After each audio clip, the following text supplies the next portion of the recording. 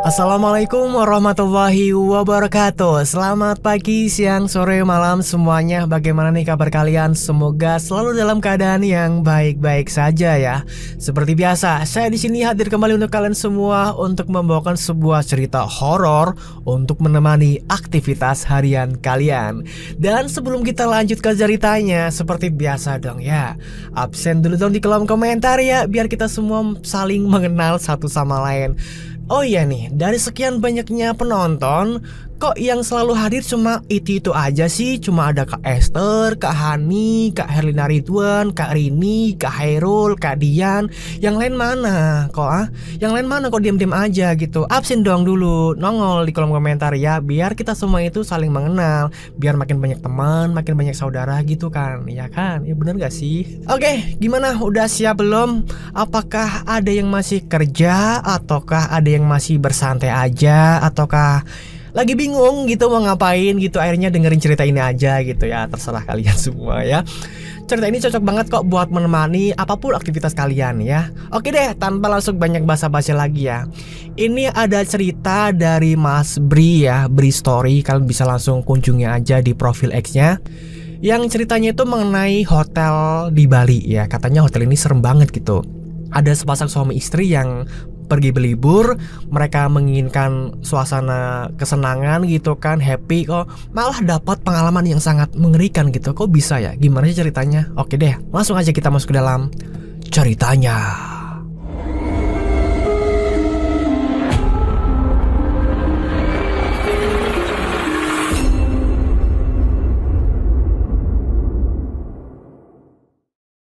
Malam ini akan ada cerita tentang pengalaman seram seorang teman ketika sedang berlibur di Bali bersama sang istri. Liburan yang harusnya menyenangkan malah menjadi menyeramkan. Ya, Bali, salah satu destinasi wisata dunia. Nggak bisa diperdebatkan lagi kalau ini adalah tempat yang sangat indah dan menyenangkan. Berbagai macam kesenangan dan liburan tersedia. Berbagai tempat indah mengantri untuk dikunjungi. Entah itu pantai atau pegunungan, masih banyak yang lainnya. Begitulah, tanpa banyak kata.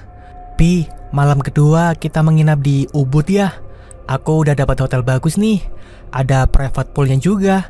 Asik deh kayaknya. Begitu istriku bilang beberapa hari sebelum kami berangkat. Aku yang gak mau ribet, lebih senang untuk menyerahkan semuanya ke istriku.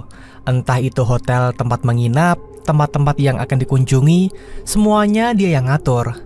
Jadi ketika dia bilang begitu tentang hotel, aku ya iya-iya saja.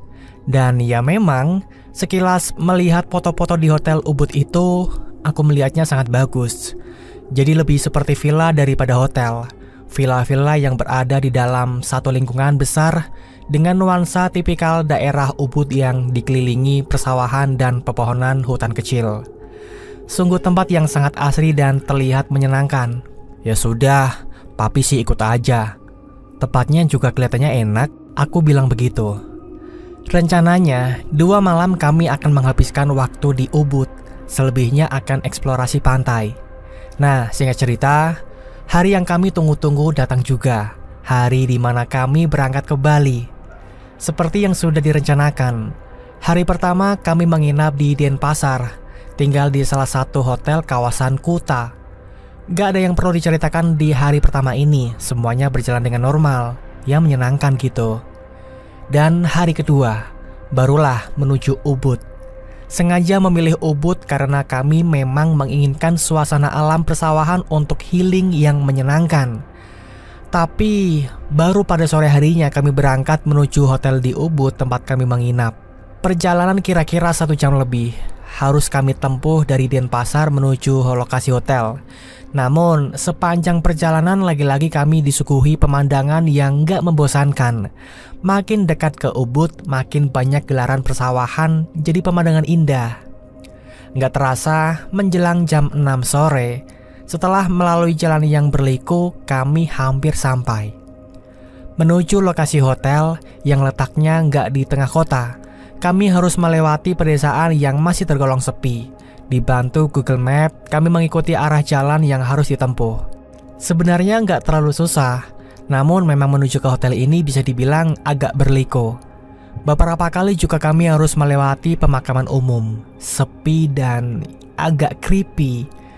Nah, ketika sudah sangat dekat dengan gerbang pintu masuk hotel pun, kami melihat ada pemakaman umum yang cukup besar. Lagi-lagi terlihat sangat sepi dan kosong. Aku dan istri saling diam ketika melewatinya, karena suasananya ya sedikit beda. "Kok dekat kuburan ya, Pi?" tanya istriku. Pertanyaan yang gak memerlukan jawaban. Aku pun diam saja. Gerbang bergapura besar khas Bali berdiri di tengah-tengah pepohonan. Di antaranya ada jalan kecil yang agak sempit kalau harus dilewati 2 kendaraan berpapasan. Kami memasukinya. Pak Satpam dengan ramah memberi petunjuk ke mana kami harus mengarah untuk menuju lobi. Ada satu kolam taman besar yang di tengah-tengahnya berdiri patung berwarna putih yang besar juga. Kami harus berputar setengah lingkaran mengelilinginya untuk sampai ke lobi. Untuk pandangan pertama sih, dari halaman depannya saja hotel ini kelihatan cukup besar. Ruangan lobinya berbentuk rumah panggung dengan suasana yang nyaman. Ada yang menarik perhatian. Lobi besar ini ternyata hanya ada 1 orang saja yang terlihat, yaitu wanita cantik yang duduk di balik meja penerima tamu. Dengan ramah dia menyapa kami. Selanjutnya istriku yang melakukan proses check-in, sementara aku melihat-lihat sekitar. Seperti yang sudah aku bilang tadi, bangunan lobi yang besar ini berbentuk seperti rumah panggung. Jadi ada 1 balkon di sisi kanan. Dari situ bisa melihat sekitar. Aku berdiri di balkon itu. Dari balkon, aku melihat pemandangan yang cukup asri.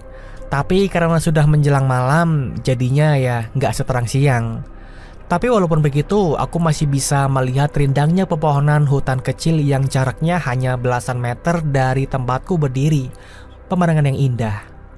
Nah, dari tempat ini aku melihat ada jalan kecil yang terlihat hanya untuk pejalan kaki atau sepeda. Jalan kecil ini menuju... Aku nggak bisa melihat dengan jelas menuju kemana. Tebakanku itu adalah sebuah ruangan yang entah ruangan apa. "Sore, Pak." Tiba-tiba ada sapaan. Ada yang sedang duduk di kursi yang letaknya berada persis di ujung jalan kecil tadi. Tempat duduknya hampir persis di bawah balkon tempat aku berdiri. Seorang pemuda berusia sekitar 20-an awal, mengenakan kemeja lengan panjang berwarna putih bercelana panjang hitam, terlihat seperti pegawai baru masuk atau pegawai magang. "Ya, sore." Aku membalas sapaan ramahnya dengan senyuman. Karena jarak kami hanya beberapa meter, jadi aku bisa melihatnya dengan jelas. Setelah bersapaan, kemudian pemuda itu mengalihkan pandangannya ke depan, ke hutan kecil di hadapan kami. Aku juga begitu, menatap ke depan, gak lagi melihat ke bawah. Beberapa detik kemudian istriku memanggil, "Pi, udah yuk." Ternyata proses check-in sudah selesai. Nah, sebelum menghampiri, refleks aku menoleh ke bawah dong, ke tempat di mana pemuda berbaju hitam putih itu duduk. Tapi aneh, ternyata dia nggak ada di tempatnya. Kursinya sudah kosong. Mungkin sudah masuk ke ruangan, begitu pikirku. Tapi masa iya hanya dalam 3 atau 4 detik? Secepat itu? Tapi ya sudah, aku nggak terlalu memikirkannya. Setelah itu, aku langsung menghampiri istriku. "Nanti kendaraan bisa parkir di tempat itu saja ya, Pak. Petugas kami akan mengantarkan Bapak dan Ibu menuju kamar." Mbak resepsionis bilang begitu, sambil menunjuk ke arah lapangan di samping bangunan lobi ini. Ternyata memang hotel ini berkonsep villa resort. Salah satu peraturannya, kendaraan diberi tempat parkir khusus, nggak boleh masuk ke lingkungan hotel. Jadi para tamu harus berjalan kaki untuk menuju kamar atau villanya masing-masing. Sebenarnya sih nggak masalah, karena kami melihat lingkungan hotel ini sangat asri dan bersih.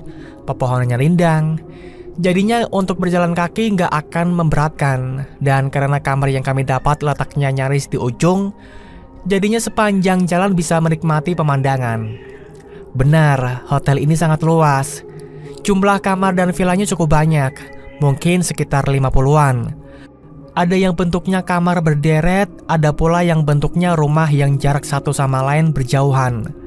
Sepanjang jalan kami menemukan banyak taman kecil dan indah, lengkap dengan kursi dan meja di tengahnya. Oh ya, ada 3 kolam renang ukuran sedang yang kami temui. Kolam ini bisa digunakan oleh seluruh tamu. Begitu menurut Mas yang mengantar kami bilang. Walaupun hari sudah agak gelap, tapi kami masih bisa melihat semuanya dengan jelas. Secara keseluruhan, lingkungan hotel ini indah dan menenangkan. Tempat yang sangat pas bagi kita untuk healing. Itu Mas kamarnya. Setelah kira-kira 5 menit kami berjalan, akhirnya Mas pegawai hotel yang mengantar kami bilang begitu. Deretan kamar berjumlah 5 bangunan yang menempel sudah kelihatan dari tempat kami berdiri. Dan lagi-lagi, kami melihat ada taman. Kali ini letaknya nggak jauh dari posisi kamar yang nantinya akan kami tempati. Taman ini nggak terlalu luas, tapi ada beberapa kursi besi lengkap dengan meja kecil. Ada juga beberapa pohon rindang yang berada di dalamnya. Nah, di taman yang kelihatan nyaman ini, aku melihat ada seorang bapak sedang duduk sambil santai memperhatikan anak perempuannya yang sedang bermain. Kami sempat berpandangan dan saling melempar senyum. Sepertinya bapak dan anak itu tamu di sini juga, aku pikir begitu. Hanya berjarak belasan meter dari taman tadi, akhirnya kami pun sampai. Ini kamarnya, ucap Mas hotel sambil membukakan pintu. Kemudian kami pun masuk. Wah, kamarnya besar, ucap istriku. Memang benar, menurutku juga begitu. Kamar ini besar. Setelah melewati pintu, di sebelah kiri adalah letak toilet berada. Toiletnya besar dengan bathtub besar juga di dalamnya. Selain itu, isi kamar nggak beda jauh dengan kamar hotel lainnya. Ada tempat tidur, meja, kursi, dan TV. Oh ya, tempat tidurnya ini agak berbeda ya. Tempat tidurnya tuh besar, desain kuno berbahan kayu. Dilengkapi dengan kelambu tipis yang mengelilinginya. Dan tentu saja, ada kolam renang kecil di bagian belakang hotel, private pool gitu. Kolam renang ini berhadapan langsung dengan persawahan, tanpa pagar pembatas. Tapi karena kami sampai di situ hari sudah gelap, jadinya pemandangan di belakang jadi nggak begitu kelihatan indahnya. Terima kasih ya Mas. Ucapku berterima kasih ke pegawai hotel yang mengantarkan kami tadi ketika dia berpamitan. Setelah itu kami mulai membereskan barang bawaan. Unpack lah istilahnya ya. Oh ya, rencananya kami akan menginap di hotel ini selama 2 hari. Pih, tas hitam yang satu lagi kemana ya? Kok nggak ada sih? Iya, ternyata ada salah satu tas kami yang nggak ada. Aku pikir mungkin tertinggal di mobil atau lobi hotel. Coba aku telepon ke lobi ya, siapa tahu ketinggalan di sana. Aku bilang begitu, seraya meraih gagang telepon untuk menghubungi lobi hotel. Setelah itu aku terlibat percakapan dengan staf resepsionis di ujung telepon, menanyakan keberadaan tas kami.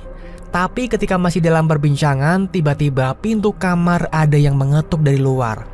Mbak, ada yang mengetuk pintu, boleh nanti saya telepon lagi?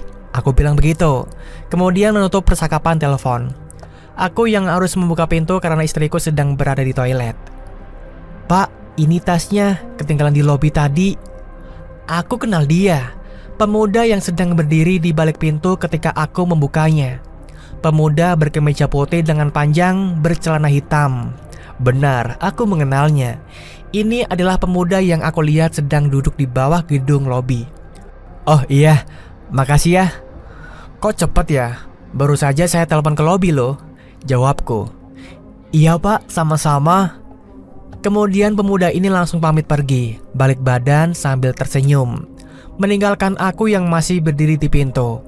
Padahal masih penasaran, benar dia atau bukan yang aku lihat di lobi tadi. Tapi ya sudahlah.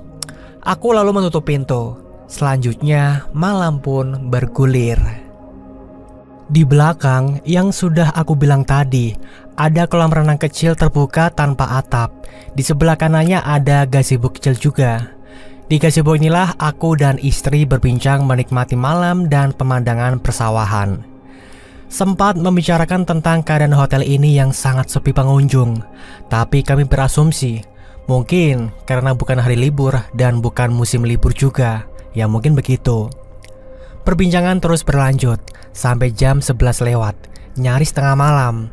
Nah, ketika sedang asyik-asyiknya berbincang, tiba-tiba kami mendengar ada suara percakapan dari kamar sebelah.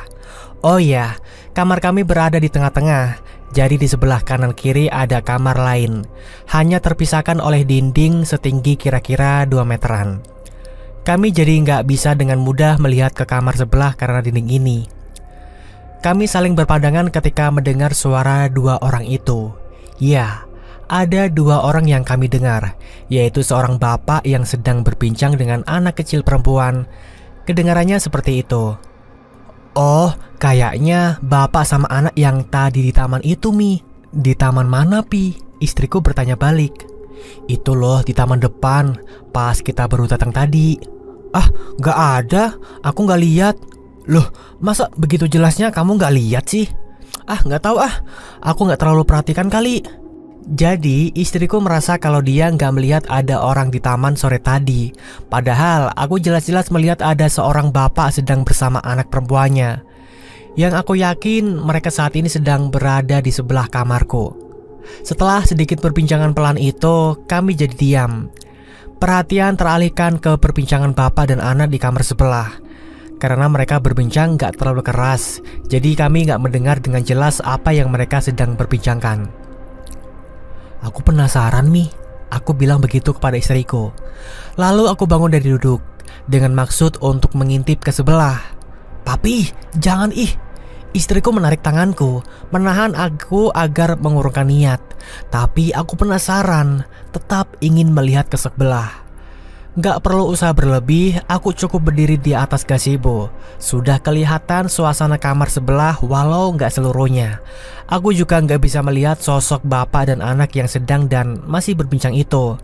Tapi bisa melihat dengan jelas kalau kamar sebelah ini gelap gulita. Sama sekali gak ada lampu yang menyala, gelap. Dari teras sampai isi kamarnya terlihat gelap. Sementara itu perbincangan bapak dan anak perempuan masih saja terdengar. Sebelah gelap banget, kok pada ngobrol gelap-gelapan ya? Aku bilang begitu kepada istriku ketika sudah kembali duduk di gazebo. Mungkin mereka memang suka gelap-gelapan kali, Pak. Ya biarin aja sih, lagian juga ngapain papi ngintip-ngintip segala, sungut istriku. Suka nggak suka, kami jadi terus mendengarkan perbincangan di sebelah karena sangat menarik perhatian. Cukup lama kami mendengarkan, yang awalnya nggak ada perasaan apa-apa sampai ketika merasa ada yang aneh. Sebelumnya terselip tawa dan canda, tapi lama-kelamaan berubah menjadi tangisan lirih sang anak perempuan. Sementara si bapak seperti sedang berbicara dengan nada kesedihan.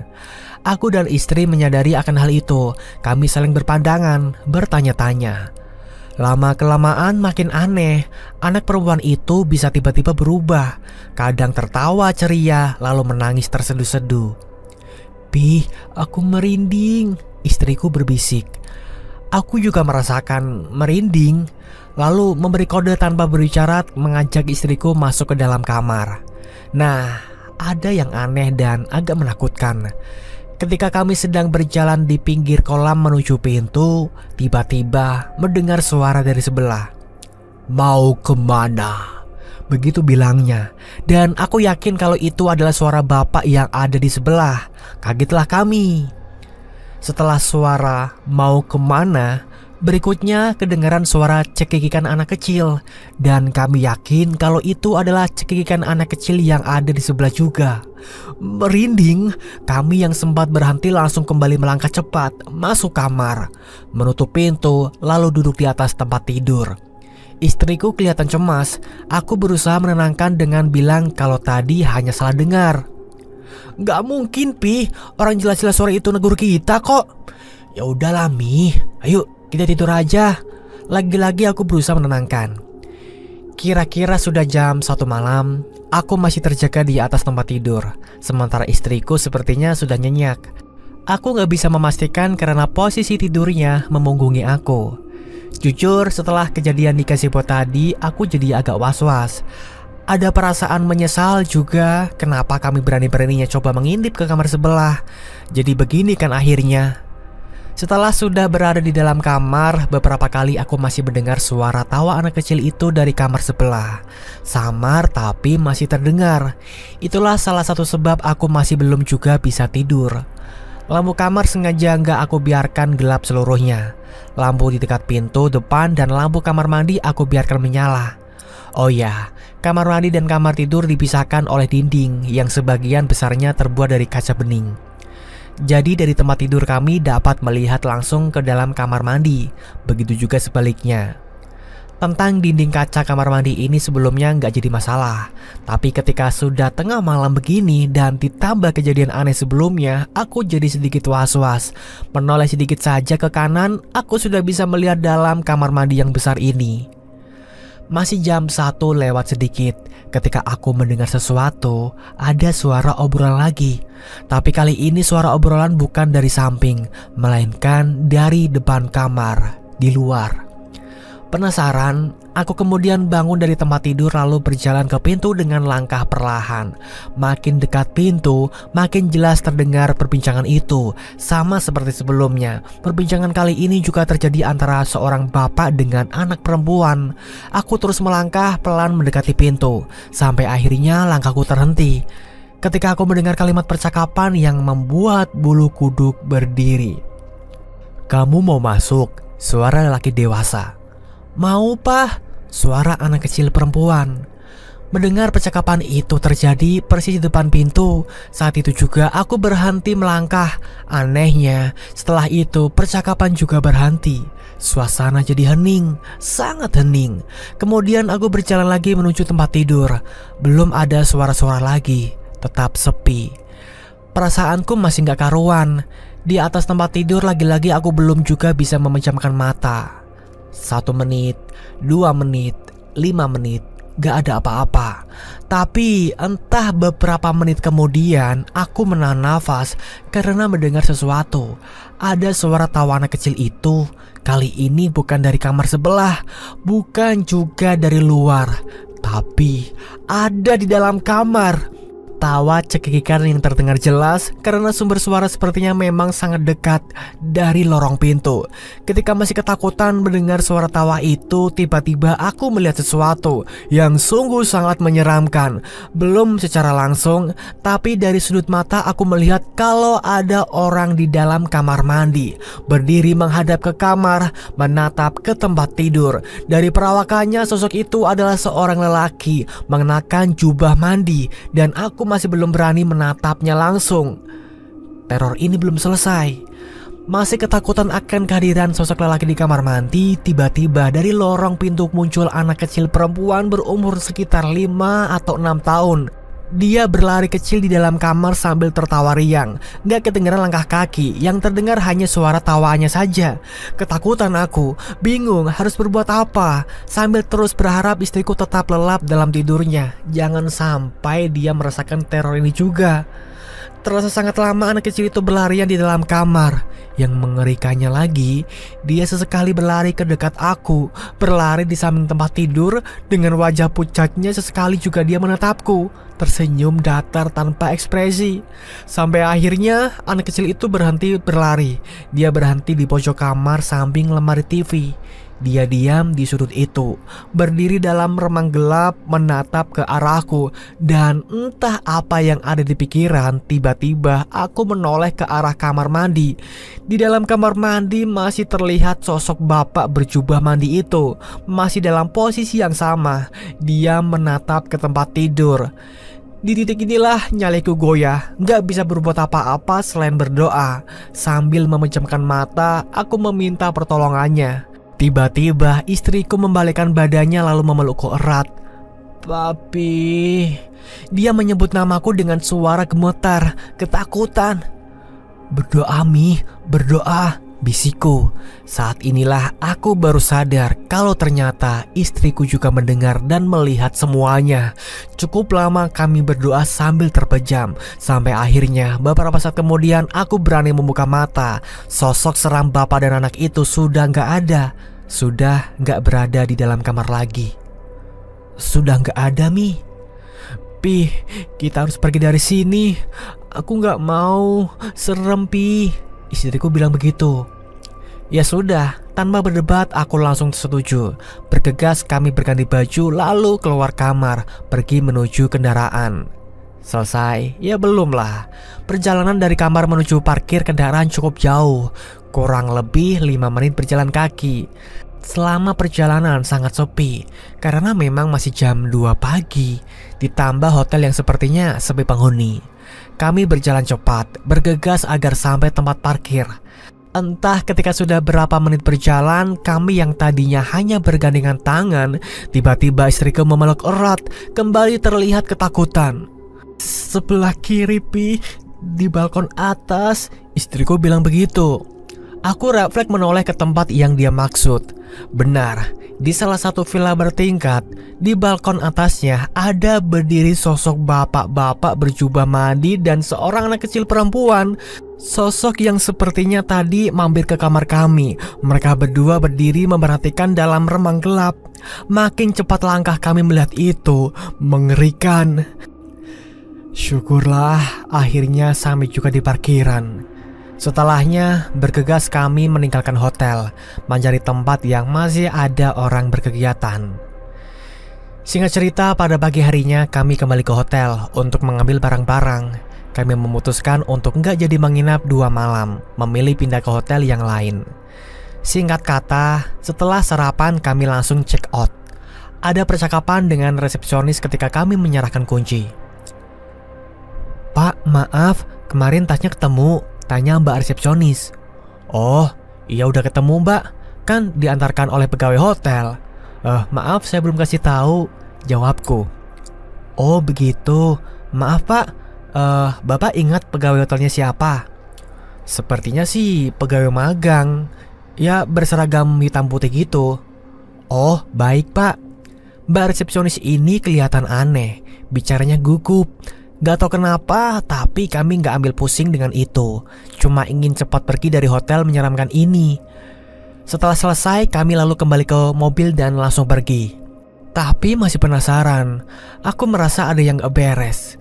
Sebelum keluar di pos satpam, aku berhenti, lalu turun dari mobil. "Pak, kemarin di sini ada karyawan magang yang berseragam hitam putih. Sekarang orangnya di mana ya?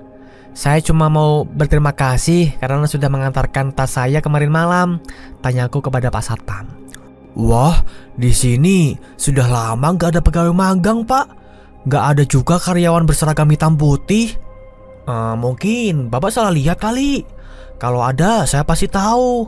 Begitu jawaban dari Pak Satpam. Berarti yang kemarin itu... Dan ceritanya pun tamat. Nah, ceritanya cukup sampai di sini aja teman-teman. Terima kasih ya buat Mas Bri yang sudah membagikan cerita ini di channel Dimensi Mimpi. Terima kasih juga buat semuanya yang sudah mendengarkan cerita ini dari awal sampai akhir.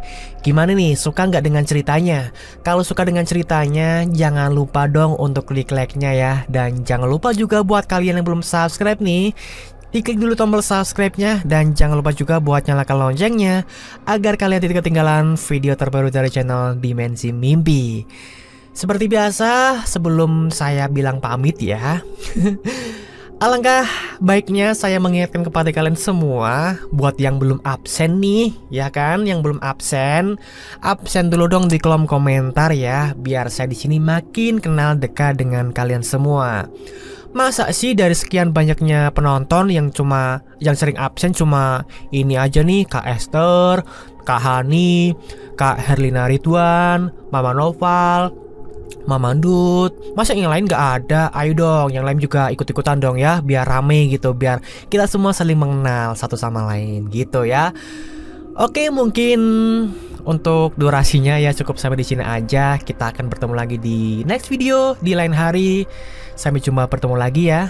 Terima kasih. Wassalamualaikum warahmatullahi wabarakatuh. Ingat ya, hidup hanyalah ilusi.